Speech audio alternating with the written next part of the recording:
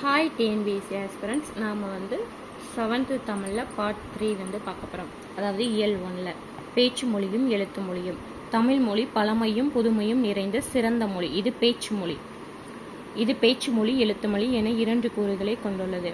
அதாவது பேச்சு மொழி எழுத்து மொழியின் 2 கூறு கொண்டுள்ளது. இவ்விரண்டு கூறுகளுக்கும் இடையே ஒற்றுமையும் உண்டு, வேற்றுமையும் உண்டு. பேச்சு மொழி எழுத்து மொழி ஆகியவற்றின் நுட்பங்களை காண்போம். பேச்சு மொழி எழுத்து மொழியை பற்றி பார்க்க போகிறோம். தமது எண்ணங்களையும் உணர்ச்சிகளையும் பிறருக்கு வெளிப்படுத்துவதற்காக மனிதனால் உருவாக்கப்பட்டதே மொழி ஆகும். அஃது ஒருவர் கருத்தை மற்றொரு அறிந்து செயல்பட உதவுகிறது. அதாவது நம்மளோட எண்ணத்தையும் உணர்ச்சியையும் பிறருக்கு வெளிப்படுத்த மனிதனால் உருவாக்கப்பட்டதான் மொழி. அஃது ஒருவர் கருத்தை மற்றொருவர் அறிந்து செயல்பட உதவுகிறது. மொழியின் மூலமாகவே மனிதர்களின் சிந்தனை ஒரு தலைமுறையிலிருந்து அடுத்த தலைமுறைக்கு கொண்டு செல்லப்படுகிறது.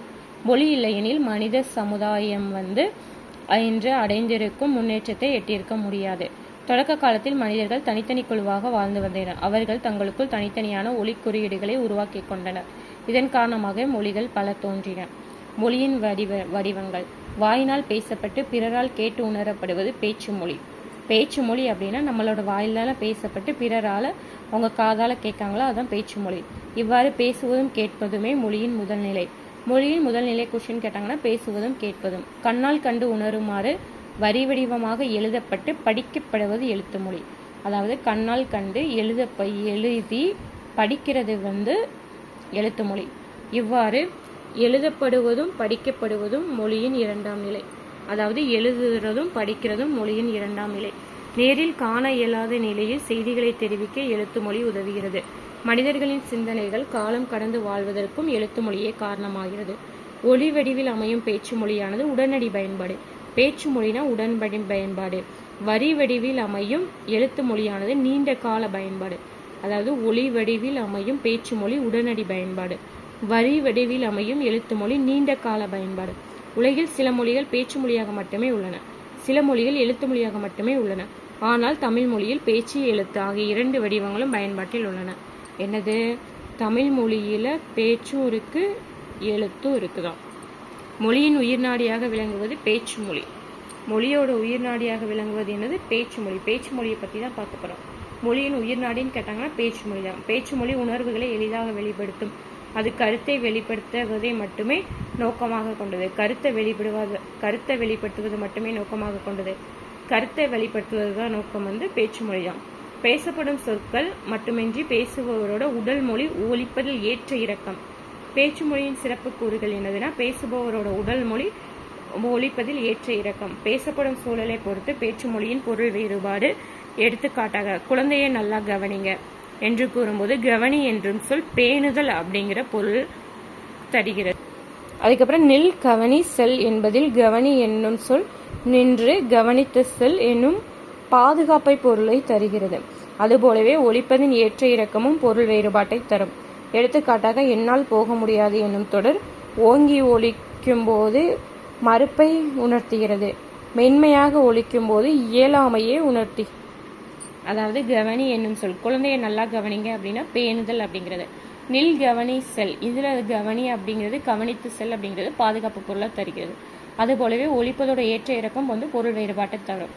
என்னால் போக முடியாது அப்படின்னு ஓங்கி ஒலிக்கும் போது மறுப்பை உணர்த்துகிறது. மென்மையா சொல்லும் போது இயலாமையை உணர்த்துகிறதாம். ஒரு தொடரில் எந்த சொல்லுக்கு அழுத்தம் கொடுக்கிறோமோ அதற்கேற்ப பேச்சு மொழியில் பொருளும் வேறுபடும். எடுத்துக்காட்டாக, நான் பறவையை பார்த்தேன் என்னும் தொடரில் நான் என்னும் சொல் அழுத்தம் கொடுத்தால் பறவையை பார்த்தது யார் அப்படிங்கிற வினாவுக்கு விடையாக அமையும். பறவையை என்னும் சொல்லுக்கு அழுத்தம் கொடுத்தால் நீ எதை பார்த்தாய் அப்படிங்கிற விடையை தரும். பார்த்தேன் என்னும் சொல்லுக்கு அழுத்தம் கொடுத்தோம்னா நீ பறவையை என்ன செய்தாய்.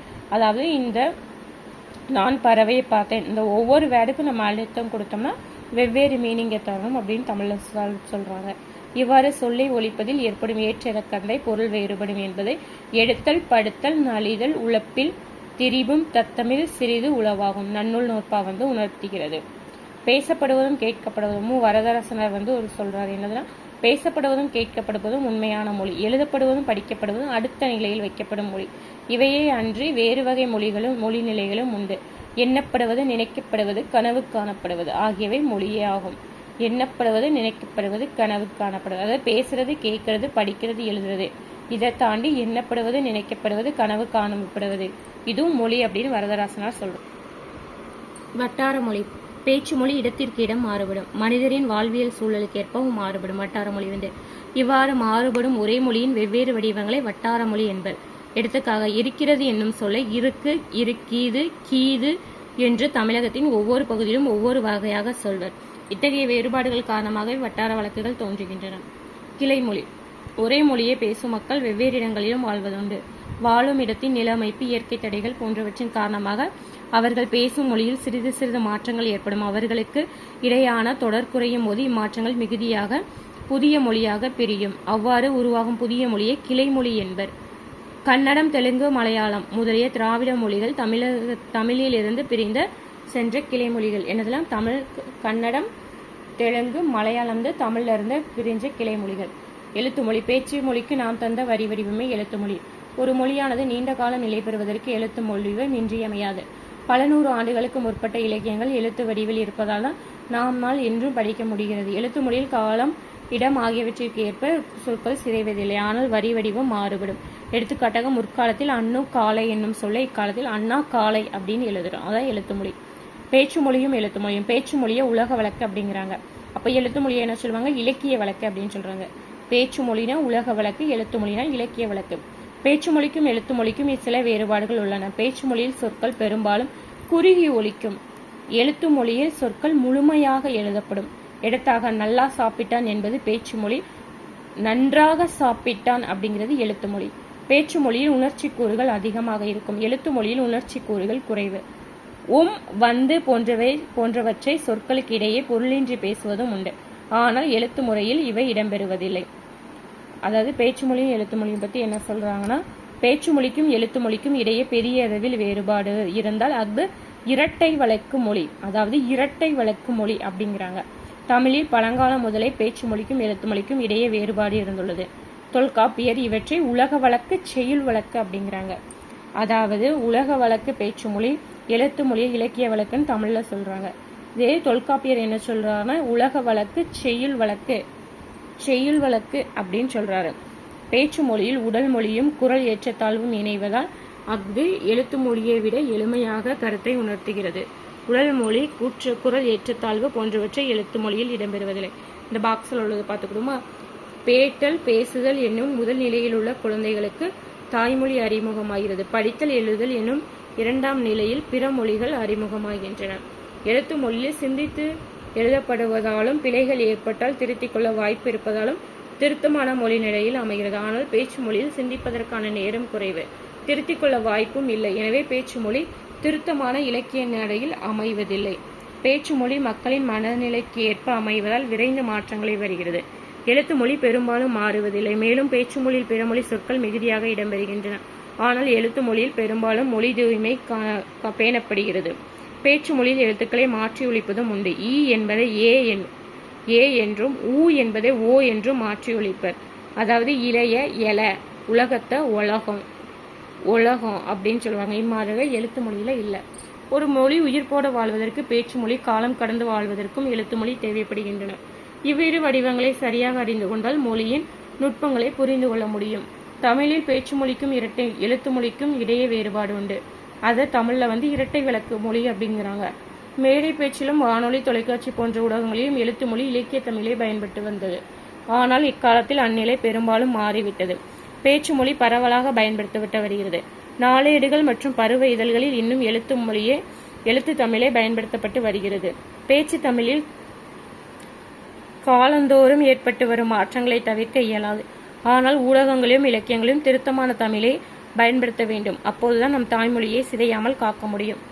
இக்காலத்தில் புதிய அறிவியல் கண்டுபிடிப்புகள் மூலம் சான்றோர்களின் உரைகள் ஒளிப்பதிவு செய்யப்படுகின்றன. இதன் காரணமாக பேச்சு மொழியும் நீண்ட காலம் நிலைத்து நிற்கும் நிலை ஏற்பட்டுள்ளது. பாவேந்தர் என்ன சொல்றாருன்னா, பாவேந்தர்னா பாரதிதாசன், எளிய நடையில் தமிழ் நூல் எழுதிட வேண்டும், இலக்கண நூல் புதிதாக இயற்றுதல் வேண்டும், வெளியுலகில் சிந்தனையில் புதிதாக விளைந்துள்ள எவற்றினுக்கும் பெயர்கள் எல்லாம் கண்டு தெளிவுறுத்தும் படங்களோடு சுவடி எல்லாம் செய்து செந்தமிழை செழுந்தமிழாய் செய்வதும் உண்டு அப்படின்னு நம்ம செந்தமிழ் மொழியை செழுந்தமிழா விலகி பாடியிருக்காரு. யாரு? பாரதிதாசன். அதாவது உங்கள் வீட்டில் பயன்படுத்தப்படும் பேச்சு வழக்கு தொடர்களுக்கு இணையாக எழுத்து தொடர்களை எழுதி வருக. பேச்சு மொழி. அம்மா பசிக்குது அப்படின்னா அம்மா பசிக்கிறது அப்படிம்பாங்க. எனக்கு சோறு வேணும், எனக்கு சோறு வேண்டும். பேசும்போது சில நேரங்களில் சொற்களின் இறுதியில் உகரம் சேர்ந்து ஒலிப்பதால் உண்டு. ஆ என்னும் எழுத்து இகரமாக மாறுவதும் உண்டு. ஆ அப்படிங்கிறது இகரமாகவும் மாறுது.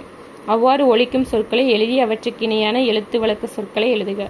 சொல்லே அப்படின்னா சொல், நெல்லே அப்படின்னா நெல், வந்தியா வந்தாயா, சாப்பிட்டியா சாப்பிட்டாயா அப்படின்னு. மொழியின் முதல் நிலை பேசுதல் அப்படின்னா ரெண்டாவது பேசுதலும் கேட்டலும் தானே மொழியின் முதல் நிலை.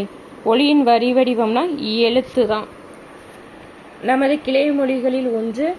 இதில் தெலுங்கு தானே வரும். பேச்சு மொழியே உலக வழக்கு அப்படின்னு சொல்லுவாங்க.